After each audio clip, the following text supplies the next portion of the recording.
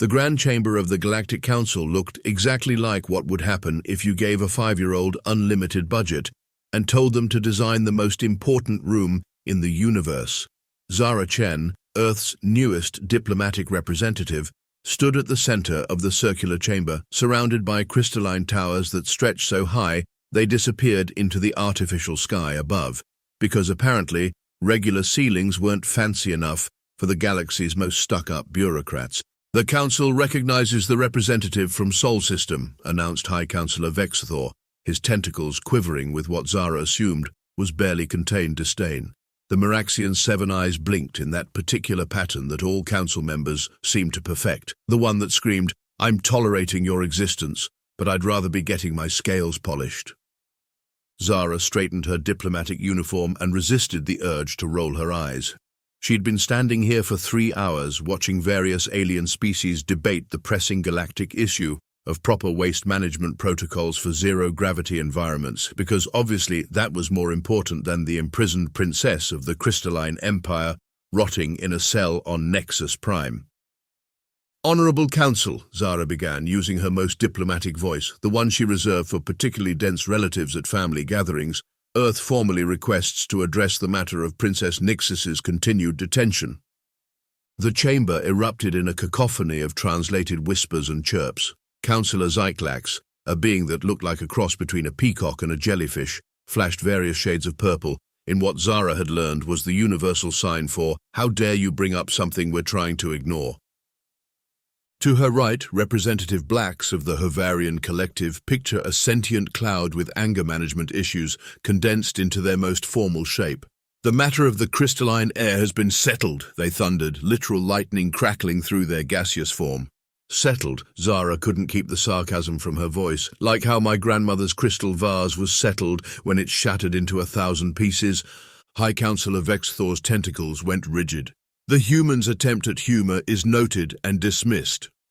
He turned to address the full council, his massive form towering over the central platform.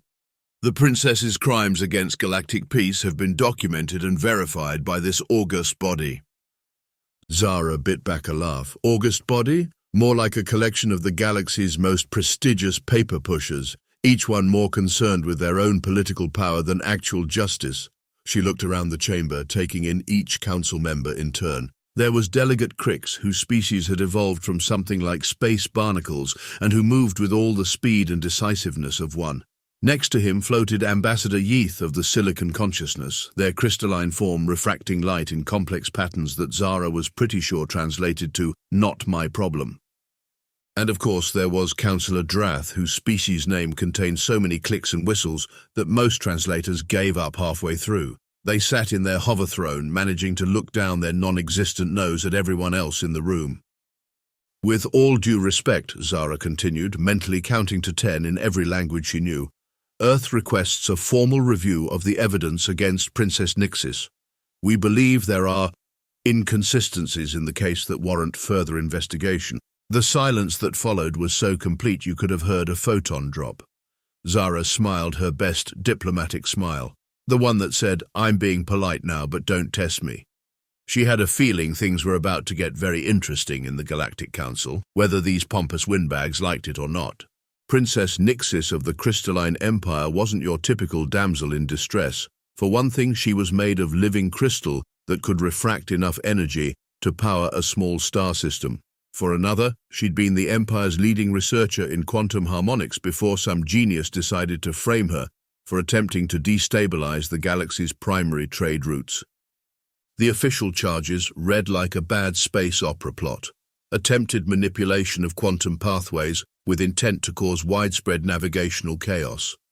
In simpler terms, they accused her of trying to scramble the space lanes like a cosmic egg. The fact that such an act would have destroyed her own empire's economy faster than a black hole devours light apparently didn't matter to the prosecution. Zara had spent weeks studying the case files. Princess Nyxis had been conducting research at the Quantum Nexus research station when the incident occurred. Someone had attempted to access the station's main quantum array using the princess's security credentials. The resulting surge had destabilized 3 major trade routes for exactly 6 minutes and 23 seconds, The damage, minimal. The political fallout, nuclear. The real kicker was the timing. Just 2 days before the incident, Princess Nyxis had published a controversial paper suggesting that the Council's approved method of quantum lane maintenance was grossly inefficient. She'd proposed a new system that would have cut costs by 80% and made travel safer for all species. The only downside, it would have made the Council's expensive control over trade routes completely unnecessary. The evidence against Princess Nyxis, Zara announced to the Council, pulling up holographic displays of the case files, includes security logs that were about as genuine as a plastic quantum crystal.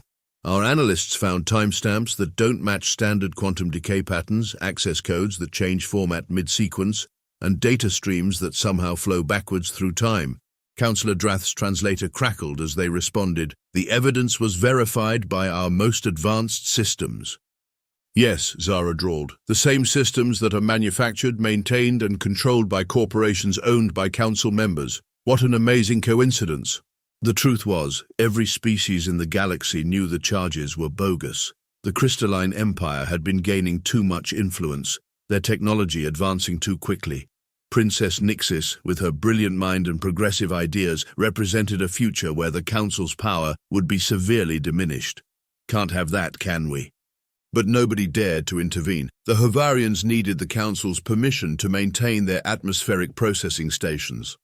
The Silicon consciousness relied on Council-approved quantum pathways for their distributed networks. Even the mighty Miraxian Empire, with all their military might, wouldn't risk losing their privileged trade status. The Crystalline Empire itself accepted the verdict, Ambassador Yeath pointed out, their crystalline form pulsing with smug satisfaction. Of course they had. When the Council threatened to revoke their quantum lane access entirely, the Empire had little choice.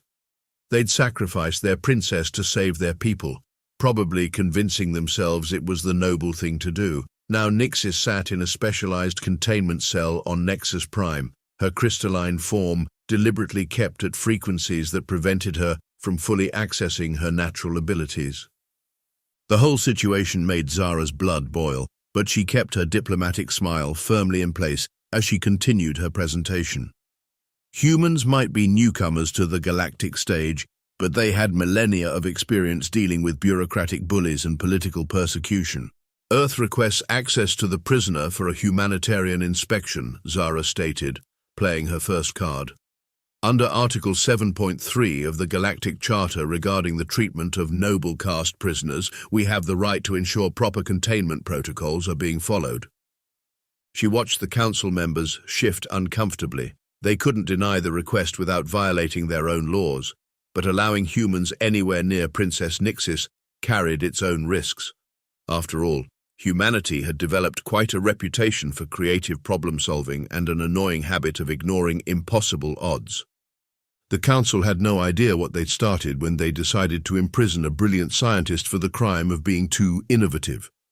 But they were about to find out why crossing humanity was generally considered a bad idea. Over the next 3 weeks, Zara attended exactly 37 council sessions, submitted 22 formal petitions, and resisted the urge to bang her head against the crystalline walls approximately 800 times. The Council's response to each carefully crafted diplomatic overture could be summed up in 2 words: get lost. Of course, they phrased it more elegantly. The Council acknowledges Earth's humanitarian concerns but maintains its previous ruling. Or, your species' limited experience in galactic affairs prevents a full understanding of the complexities involved. Her personal favorite was, perhaps humans should focus on mastering their own solar system before attempting to influence matters beyond their comprehension. During one particularly frustrating session, Councillor Zyklax had actually patted her on the head with one of their ethereal tentacles. Your species' enthusiasm is charming, they'd said, their translucent form rippling with patronizing amusement. But these matters were settled long before humans learned to split the atom. Zara had smiled sweetly and replied, you know what else we learned after splitting the atom? How to put things back together in ways nobody expected. The threat had gone right over their head equivalent. The Council was so convinced of their own superiority that they couldn't imagine humans posing any real threat to their power structure. Earth was just another primitive world that had stumbled onto faster-than-light travel, as far as they were concerned. Back in her office at the Earth Embassy, a modest structure that looked positively shabby next to the towering crystalline spires of the other diplomatic missions, Zara reviewed her notes from the latest failed negotiation attempt. "Computer, display council member voting patterns for the last 6 standard months," she commanded, studying the holographic patterns that appeared. Every single proposal related to Princess Nyxis's case had been unanimously rejected, but that wasn't what interested her. It was the timing of the votes. Now overlay their trading subsidiary activities. The new data streams appeared, creating a complex web of transactions and decisions. A pattern emerged, one that made Zara's diplomatic smile turn decidedly predatory. Each council member had shifted massive amounts of assets just before every major vote. They weren't just corrupt, they were sloppy about it, probably because no one had ever dared to challenge them before. "Send encryption level 9 message to Earth Central Command," Zara dictated. "Operation Glasshouse is a go. Repeat, Glasshouse is a go." The council thought humans were too primitive to understand galactic politics. Perfect. They'd never see it coming when humanity demonstrated exactly how primitive they could be. After all, humans had millennia of experience in breaking corrupt systems apart from the inside. As she packed up her diplomatic briefcase, Zara thought about Princess Nyxis, brilliant and isolated in her quantum-dampened cell. The council had made 3 critical mistakes. They'd imprisoned an innocent person, they'd underestimated humanity's resolve, and most importantly, they'd given Zara enough time to get really, really creative. "One last chance," she muttered, preparing for tomorrow's council session. She'd go through the motions, play the diplomatic game one more time. But now she had a plan that would make these pompous bureaucrats wish they'd paid more attention to those primitive humans and their peculiar ways of solving problems. After all, as her grandmother used to say, sometimes you have to break a few eggs to make an omelette, and Zara was about to crack open something a lot bigger than eggs. Operation Glasshouse began not with a bang, but with a series of seemingly unrelated financial transactions across 17 different quantum-encrypted networks. Human trading companies, freshly established and looking laughably small on the galactic scale, began buying up minor shipping contracts. Nothing significant, just the table scraps that the major council-backed corporations didn't bother with. "Look at these primitives," Councillor Drath had sneered during a private session that Zara's surveillance bugs had picked up. "They're trying to establish an economic foothold using outdated trading methods." The council's companies didn't even notice when those small human enterprises started offering slightly better rates to the minor species. The Glix traders, perpetually ignored by the major shipping lanes, were the first to switch their contracts. Then came the Varaxians, whose delicate art pieces required special handling that council shippers charged premium rates for. Zara met with Ambassador Kix of the Glix Confederation in a dingy spaceport bar that the upper echelons of galactic society wouldn't be caught dead in. The ambassador's crystalline exoskeleton sparkled under the cheap lighting. "Your proposal is interesting," Kix clicked, mandibles twitching nervously. "But the council hasn't given your people access to the primary trade routes in over 50 years, Zara interrupted, sliding a data crystal across the table. "We're offering you something better. Your own routes, free from council control." The data crystal contained the real prize, quantum lane calculations that Princess Nyxis had developed, modified by Earth's best scientists. Routes that would bypass the Council's carefully controlled highways entirely. Similar meetings took place across the sector. The Varaxians signed on after learning about Earth's art preservation techniques. The quantum nomads, a species of energy beings who had been denied Council membership for centuries, practically jumped at the chance to partner with humans. Meanwhile, Earth's seemingly primitive trading companies began introducing new shipping containers. "Quantum shielded for your protection," the advertisements claimed. What they didn't mention was that these containers could navigate the new routes without being detected by Council monitoring systems. But the real masterpiece was what Zara liked to call the glass penny protocol. Every trade, every transaction, every shipment generated data. That data was collected, encrypted, and stored in quantum-locked servers that even the Council's best systems couldn't crack. Evidence of price fixing, illegal monopolies, and enough financial fraud to make a galactic accountant's head spin. "Status report," Zara demanded during a secure conference call with Earth Command. Phase 1 completion at 67%, her AI assistant responded. Council-backed shipping companies have lost 23% of their small contract market share. Estimated time until they notice, 3 standard weeks. Make it 2 weeks. Speed up implementation in the outer rim sectors. The beauty of it all was that everything they were doing was technically legal under the Council's own laws. They'd been so busy writing regulations to maintain their power that they'd created loopholes big enough to fly a battlecruiser through. Speaking of battlecruisers, Earth's military presence in the sector remained minimal and unthreatening. Just a few outdated-looking patrol ships running standard routes. Of course, those ships were packed with enough quantum computing power to run a small planet, each one coordinating thousands of automated trading drones that were slowly but surely bleeding the Council's companies dry. The Crystalline Empire's trade minister wants to meet, Zara's assistant reported one morning. Let me guess, privately and off the record. Indeed, they've noticed the new shipping routes skirting their borders. Zara grinned. The Empire had been forced to publicly abandon their princess, but privately? They'd been waiting for an opportunity like this. The trade minister, a towering crystalline being named Vexatal, met her in a quantum-shielded conference room aboard a human ship.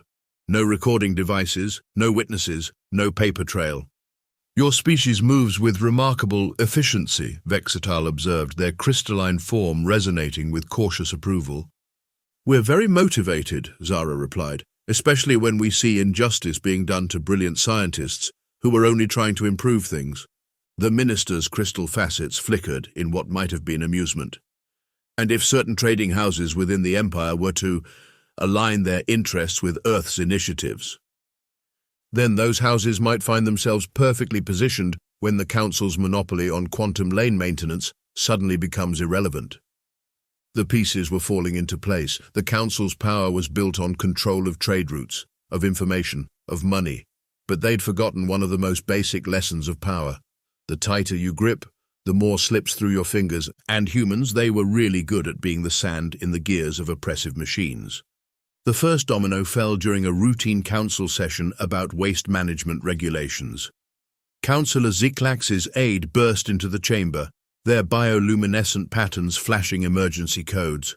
Honored Councillor, the aide whispered urgently, Riftcorp's stock has dropped 60% in the last hour. Zara watched with carefully concealed satisfaction as Zyklax's ethereal form rippled with panic. Riftcorp, the council member's primary shipping company, was just the beginning. Within the next 20 minutes, 3 more council-backed corporations reported catastrophic losses. Trading algorithms, spooked by the sudden market shifts, began dumping shares. The council members watched in horror as their carefully constructed financial empire began to crumble.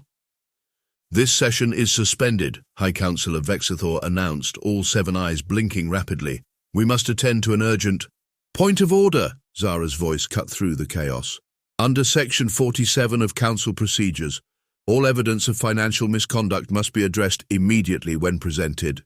She activated her datapad, and the chamber's holographic displays lit up with thousands of documents, transaction records, backdated contracts, illegal kickbacks, all the data their quantum-shielded containers had been quietly collecting. This is outrageous, Councillor Drath thundered from their hover throne. These documents are clearly fabricated. Actually, came a new voice, they're quite genuine. Ambassador Kix of the Glix Confederation stepped forward, their crystalline exoskeleton gleaming. We've been tracking these transactions for months. The Glix Confederation formally supports Earth's evidence. One by one, representatives from the minor species stepped forward. The Varaxians presented artistic renderings of illegal meetings, captured in their unique 4-dimensional art style. The quantum nomads provided energy signature analyses, proving the Council's private quantum lanes had been used for unauthorized profit. You dare? Vexathor rose from his seat, tentacles writhing. You insignificant species think you can challenge the Council's authority. Oh, we're not challenging your authority, Zara smiled sweetly. We're exposing your crimes. There's a difference. And look, here come some more interested parties. The chamber doors burst open as journalists from every major galactic news network poured in. Apparently, someone had leaked the schedule for this particular session to every media outlet in the sector. This is a closed session, Drath screeched. Actually, Zara consulted her datapad. You forgot to file the privacy authorization forms. Technically, this is a public meeting. Oops. Across the galaxy, trading houses were choosing sides. The smart ones had already aligned with Earth's new shipping network. The others were watching their profits evaporate as clients fled en masse to more reliable carriers. The Crystalline Empire's trade minister chose that moment to make their move. The Empire withdraws from all council-managed trading agreements, effective immediately. We will be pursuing independent arrangements with Earth and its allies. That announcement sent the remaining markets into freefall. The Council's power had always been built on the assumption that the major species would never dare to break away. "You cannot do this!" Vexithor was practically foaming at his mouthparts now. "The consequences—" "Have already been calculated," Zara interrupted. "Would you like to see the math? Princess Nyxis was kind enough to check our figures." "Oh, wait. You can't ask her because you locked her up for suggesting improvements to your corrupt system." The chamber erupted in shocked whispers. None of the journalists had left. In fact, more were arriving every minute. The council members found themselves facing the one thing they'd never prepared for: transparency. "We demand an emergency closed session." Zyklax's voice had risen 2 octaves. "Funny thing about emergency sessions," Zara mused. "According to these documents I just found, you need a unanimous vote from all recognized trading partners to call one. And would you look at that? Earth is now a recognized trading partner through our agreements with the Glix Confederation, and we vote no." The Council's carefully constructed house of cards wasn't just falling, it was being broadcasted live across every quantum channel in the galaxy. Centuries of corruption were being exposed in real time, and there wasn't a damn thing they could do about it. While the Council was having its very public meltdown, Zara was already en route to Nexus Prime. The prison break plan was elegant in its simplicity. Walk right through the front door. After all, they had official permission for a humanitarian inspection, signed by the Council themselves back when they thought humans were harmless. "Your inspection authorization seems to be in order." The Nexus Prime security chief, a bulbous creature that looked like a sentient storm cloud, grumbled. "Though our systems appear to be experiencing technical difficulties." "Really?" Zara feigned surprise. "How unfortunate. Good thing we brought our own scanning equipment. Standard Earth protocol, you understand." The scanning equipment was actually a quantum field generator disguised as primitive human technology. The prison systems weren't really malfunctioning. They were being slowly reconfigured by nanobots that had been released through the ventilation system 3 days ago, courtesy of those outdated human trading ships. "The prisoner is in maximum security Wing B," the chief explained, leading them through sterile corridors. "Our quantum dampening fields ensure she cannot access her natural crystal manipulation abilities." "Yes," Zara nodded professionally. "We'll need to verify the field strength. It's all very technical and boring. Mind if my team gets started?" The team consisted of 3 humans in lab coats, each carrying cases of equipment that looked like they'd been salvaged from a 20th century physics lab. In reality, they were some of Earth's best quantum engineers. Everything was going smoothly until they reached the security checkpoint outside the princess's cell. That's when the chief's communication device crackled to life. "Sir, the Council, you need to see this."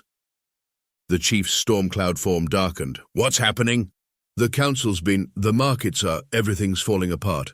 Zara checked her watch, right on schedule, but the chief was already turning back, suspicion crackling through his gaseous form.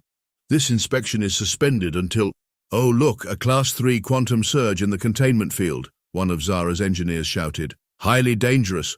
Could cause a cascading failure." "What, our systems show no—" "Your systems are compromised by the surge, obviously," Zara interrupted. "Standard emergency protocol requires immediate field stabilization. Unless you'd like to explain to the Council why you risked a quantum containment breach." The chief hesitated. "Prison protocol versus Council regulations, a bureaucrat's worst nightmare. I'll need to verify—" "Warning, field degradation accelerating," another engineer called out, "approaching critical levels." The security chief's form swirled with indecision. "You proceed with stabilization. But make it quick." The moment the chief vanished down the corridor, presumably to check on the Council situation, Zara's team sprang into action. The quantum field generator wasn't just disrupting the prison's systems, it was providing cover for what came next. Princess Nyxis? Zara called through the cell's communication system. Stand back from the door, please. This might get a bit unconventional.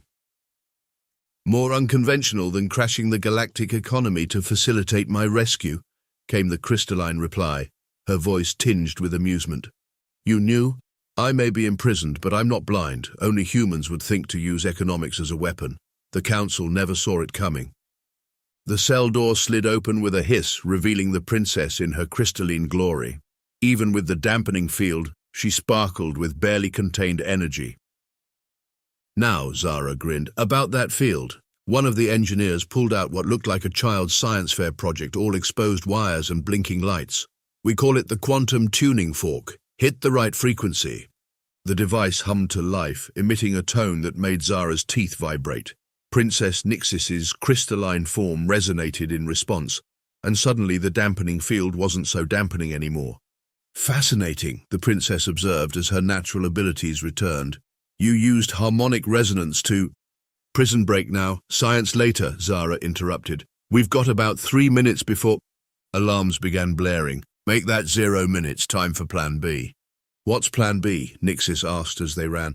Same as plan A, but with more explosions. They didn't have to wait long. The far wall of the corridor erupted inward, revealing one of those outdated human patrol ships, its boarding ramp already lowered. Your carriages awaits, Your Highness, Zara bowed with exaggerated formality as chaos erupted around them.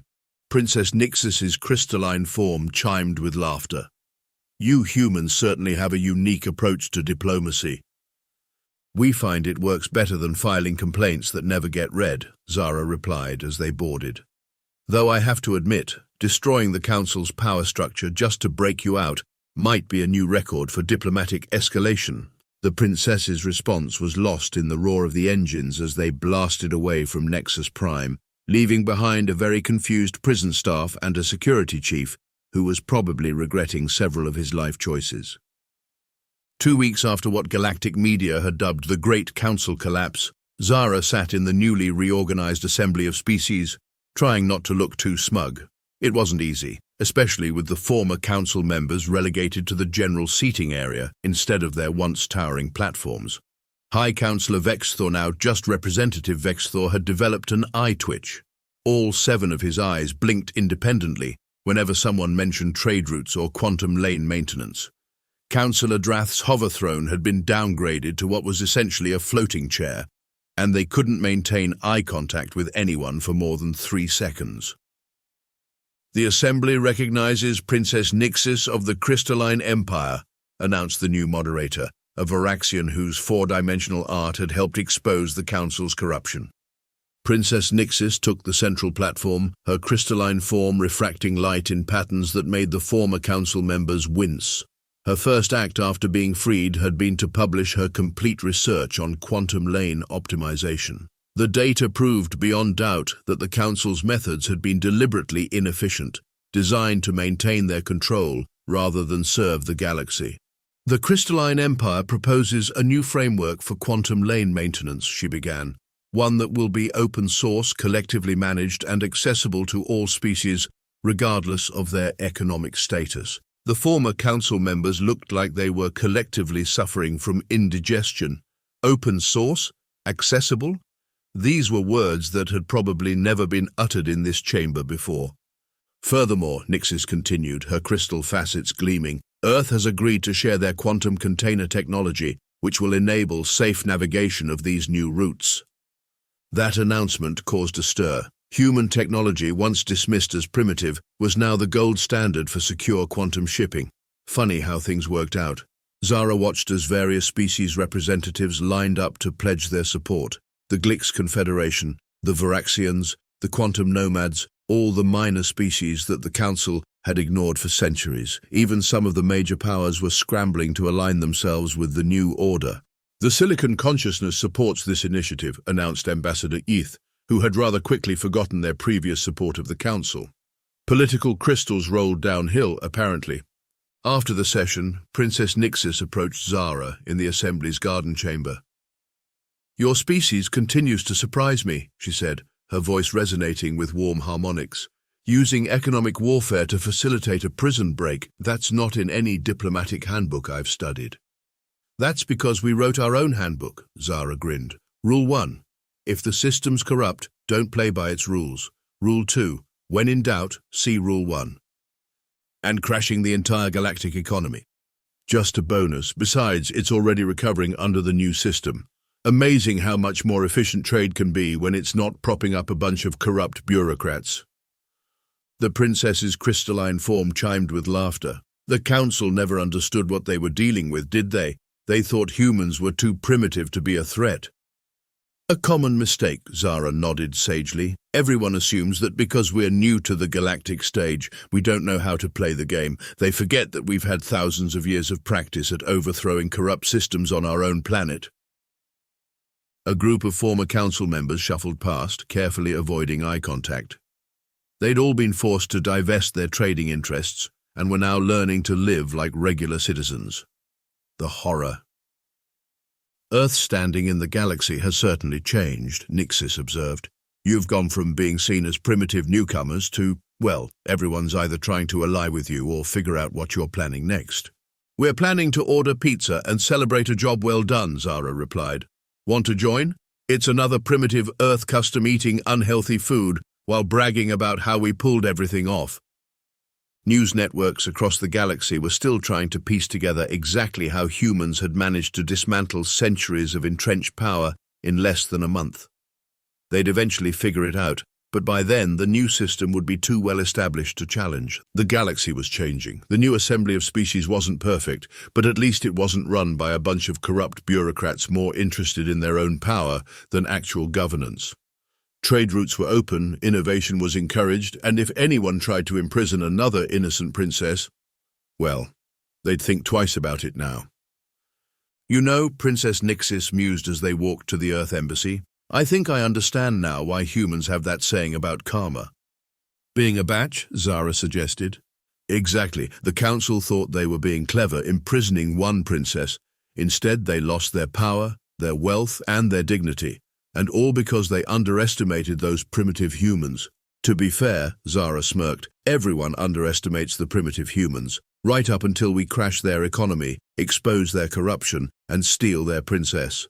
The galaxy would never be the same, and that was perfectly fine with humanity.